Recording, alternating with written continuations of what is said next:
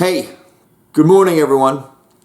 Pastor Bob with another Daily Bible Reading Insight. Today is day 131. That means we're in a brand new book of the Bible, 2 Kings, which is really a continuation of 1 Kings. Originally, when they were written, it was just one book, and they split them up. The organizers of the Bible split them up like 1st and 2nd Samuel, 1st and 2nd Chronicles. So it really should sound about the same, which it does. And we're also finishing up the book of John, chapter 3. First thing we learn in 2 Kings, don't mess with the prophets, man. Chapter 1, Elijah calls down fire on 100 of the king's soldiers and incinerates them. Chapter 2, Elijah's successor, Elijah. I always get those names kind of confused, but Elijah calls 2 bears in to maul 42 boys who were picking on him. Wow. Chapter 3, God uses Elijah to confuse the enemy army, the Moabites, which leads to their defeat. Again, do not mess with the prophets. John chapter 3.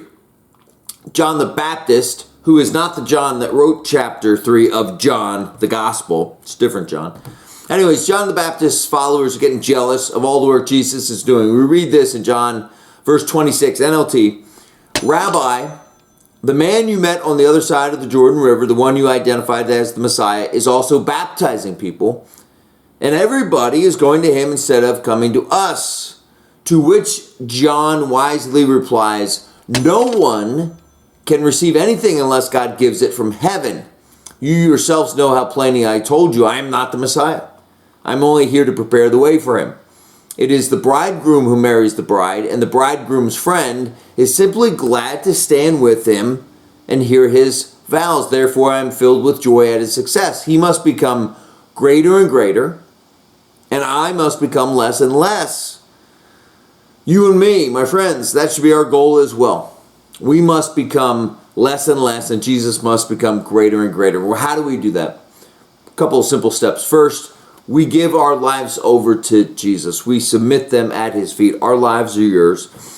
Then we submit to his will.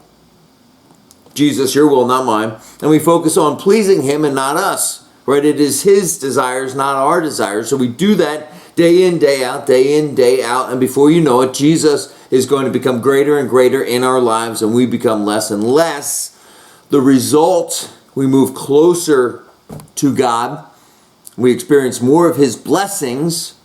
We experience more of his love, peace, and joy in our lives. That's the key, eh? Pastor Bob with another Daily Bible Reading Insight.